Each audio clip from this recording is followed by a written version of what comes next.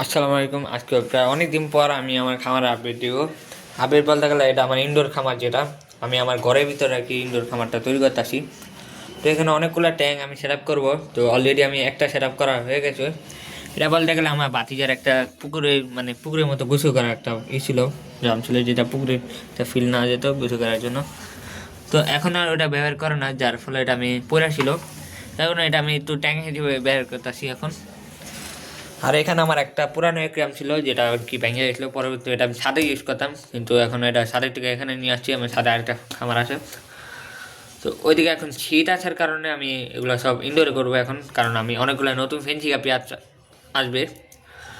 এখন শীতের ভিতরে ঠান্ডার কারণে পানি অনেক ঠান্ডা হয়ে যায়, যার কারণে গাপি মাছে প্রচুর সমস্যা হয় এই ঠান্ডাতে। তো সেটার জন্য আমি সবগুলো ইনডোরে করব। তো এখানে দুইটা ট্যাঙ্ক, এটা পানি দিয়ে ভরাট করবো। হ্যাঁ, আমার আরেকটা ট্যাঙ্ক আছে, এটা একটু ফেটে গেছে, যার কারণে এটা আমি এখনও তৈরি করি নাই। তো এটা গাম লাগাবো, নিচ দিয়ে লাগাইছিলাম কিন্তু তাও পানি বের হয়ে যায়। তো এখন আবার লাগাতে হবে গাম আগে, তারপর এটাও রেডি করব। তো কাল পরশুর ভিতরে আমার গাপ্পি চলে আসবে। তো এগুলো আজকে রেডি করব। তো আমি এগুলো এখন পানি দিই এটা। তো এই ট্যাঙ্কে পানি দেওয়া হয়ে গেছে এখন।